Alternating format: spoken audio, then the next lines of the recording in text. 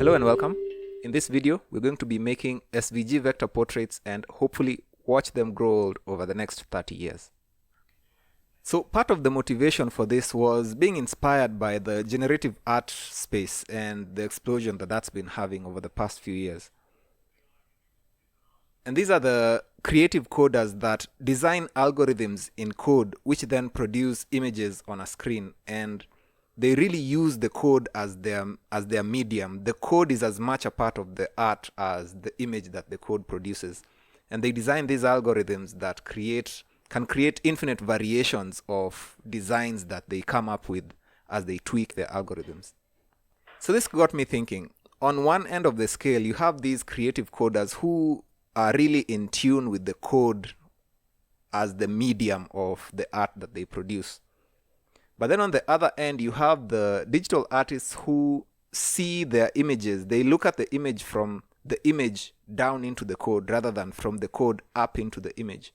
So I see SVG as being uniquely placed as this image format where an illustrator or a vector artist can draw their image and produce their image without ever having to see or interact with the code. So it got me thinking, what could I do if I really started playing with the codeness of the images that I draw as SVGs in Inkscape? And this inspired me to kind of play around with this concept of aging portraits, because I like to draw a lot of portraits. And by leaning into the codeness of the art to really stretch out the duration of the aging from a few seconds, which is something that can be done in a video, to a few decades, which is really leans into showcasing that this drawing is actually code. In Inkscape, I have my character all set up, and there are a few things I'm doing here to set myself up for success in the next few steps. So the first thing I'm doing is, here I have a group of a few layers. If I make them visible, you'll see we give our character some eyelids. And I'll be using this group to kind of create a passive blinking animation, so that when it's invisible, our character's eyes are open. When they're visible, the eyes are closed. So we'll just be flashing this layer like this to create a kind of passive blinking animation embedded right inside the SVG. So in the current state, you can see our character looks the way he looks. We have the young version of the character. And I have two layers here that are invisible, and if I make them visible, you'll see our character now looks old. And these are just layers of wrinkles, and they're parts that I've drawn. And what we'll be doing is just animating the opacity of these two layers over time to create that illusion of growing old. So you have this, and you have this, and then, yeah, when these two layers are visible, our character is old. When these layers are invisible, our character is young. So these are the only three layers we'll be tweaking to create the illusion of growing old and creating just some passive animation in our portrait. So I already have some of this animation set up. So if I select, say, this old shadow 2, if we look inside our XML editor right here, you'll see an animate tag. And this is a SMIL animation. It's just an animation technique specifically for SVG that allows you to embed animations right in the SVG without having to use external scripts. So if I select this, the animate tag, you'll see what I'm doing here is I'm just saying for the selected object, I want to animate the attribute fill opacity from a value of 0 to a value of 1 over a period of 30 seconds, and then repeat this indefinitely. So when the 30 seconds is up, it starts the animation again. So I have this for this shadow layer, and I have the same thing right here for the other shadow layer, and we'll be adding something similar for this to create that blinking animation here. So if we just view our drawing in a code editor, this is what we have. This is what it looks like. So you can see here, this here is the group of objects that formed our eyelids.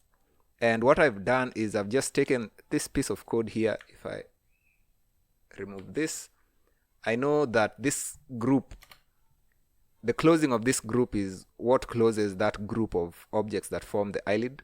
So I just created some space in there and pasted this code, which says animate for the attribute display, I want to animate the value of display from between these values, none, none, none, none, none, none, and then inline, none, for a duration of 2 seconds, and repeat this indefinitely. So this is just a trick that I'm using. This here is a trick I'm using to kind of create a pattern of blinking. So you can see he's kind of just blinking twice rapidly, and then that animation loops over. So to simplify, if I just remove this up to here, so that I'm animating the value of display from none to inline to none, so that it's invisible, then visible, and then invisible. And then this is fit inside this duration of 2 seconds. So if I just save this and reload the page, you'll see that blinking pattern kind of change. But because I felt like this pattern is kind of static and repetitive and kind of boring, that's why I use this previous trick where it's animating between none, none, none, none, none, and then he kind of just, it becomes visible rapidly twice. And then that is being fit inside these 2 seconds. So if I reload, you'll see he kind of blinks twice, and then like that, blinks twice. And then you can kind of change the duration. If you kind of want that to be a bit more rapid, you can do that. But I feel 2 seconds is good for me. And then we have a similar animate tag here that's targeting what we saw inside the Inkscape. It's targeting the wrinkle layers. So we're animating the fill opacity of the wrinkles from a value of 0 to a value of 1 over a duration of 30 seconds, and we're repeating this indefinitely. So that's just what creates that looping every 30 seconds. It's the young version and then starts growing old. So here we have a refactored version of the same drawing, and the only thing I've done differently here is I've taken the whole of our SVG code and I've placed the whole thing inside a single HTML file. At the top, I have a bit of styling that adds like the border and the title up here. And then at the bottom, we've transferred much of the animation functionality into this JavaScript. So the blinking is still being taken care of inside the SVG animation. We have this piece of code that's still taking care of the blinking because this is like a repetitive looping animation that can live squarely in the code. But the thing that creates that illusion of growing old is the animation of the wrinkles. And this is what we've transferred into our JavaScript. So we have here, we can set a start date where our animation begins. We can set an end date when our animation will end. And the JavaScript also gives us a bit of control. We can do a few things that we couldn't before. So here I have this line of code which initially the animation was happening linearly. So the value of the opacity was going from 0 to 1 in a linear way, which I found that the wrinkles started to show a bit too early. So here we are using an S-curve to kind of smooth in that transition so that it kind of happens slowly. Instead of having this linear transition, it's an S-curve so that here the wrinkles don't appear so soon.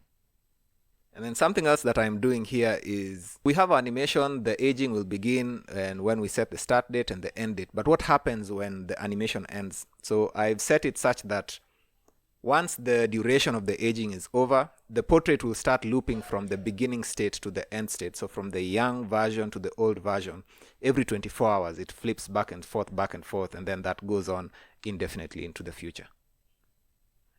So just to test this, right now it is exactly 8 where I am. So let's do something like set this to 20:01. And then we want this animation to play, say, for the next 10 minutes. And then we'll speed this up so that we can see what that looks like. I'll set this to 20.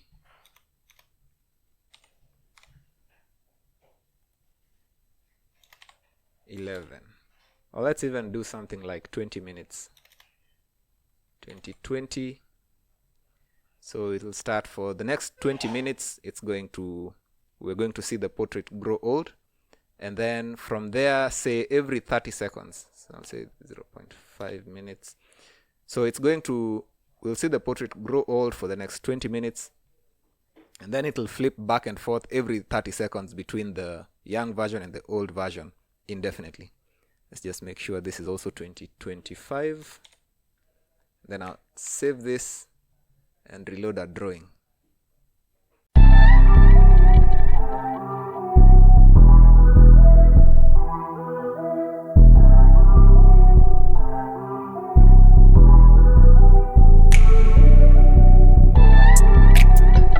Ooh, by my side. Say you always wanna be by my side. I put you onto everything you like. Said I always make you catch a vibe. A vibe, make you catch a vibe. A vibe, make you catch a vibe. A vibe, yeah, every time.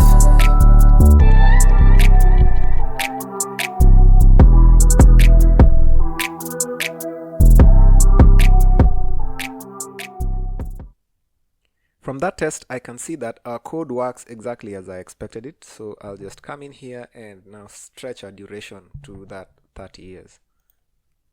So I'll just set the beginning date to be the 16th of October, midnight. Just like that. Then I'll take this and set the end date to be the same date but in 2055.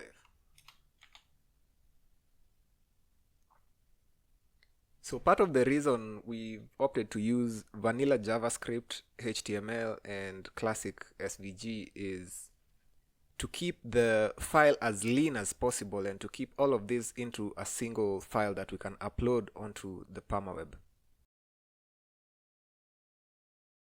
So I've gone ahead and uploaded 6 of these aging portraits onto the Bazaar, which is a digital assets marketplace that's built on Arweave. And Arweave is an internet protocol that's been built for permanent information storage. So the story is that if you upload a file onto Arweave, it should be online and available for at least the next 200 years. So this is really what ties this whole project together. And it's where we can all if it works as it's advertised, we should be able to upload these portraits and watch them grow old over the next 3 decades. So I've created a collection of 6 of these aging portraits. It's unfortunate that the thumbnails are not rendering here on the collections page, but if we view the assets individually, we'll see that everything is as we set them up. So here we're viewing it as it's being rendered on the marketplace, but if we wanted to see the actual file on Arweave, you could just click here, which gives you this link. That's a direct link to where the asset is stored on Arweave. So if it works as intended, we should be seeing this portrait grow old over the next 30 years. So this is what I have for this video. I hope you liked it. I hope you found it at least interesting. I'll leave a link down in the description to these assets. You can view them. I'll also make them available on Gumroad if you'd like to get your hands on them and collect them that way. You can collect this here on the Bazaar if you'd like to support the channel. Let me know if you have any ideas of interesting stuff that you could do with the SVG vector format other than just using it as a nice format to show logos on your website. I think there's a lot of untapped potential in this kind of direction where artists just try to play around with the code of their SVGs. So I hope you liked the video, and I'll see you in the next one.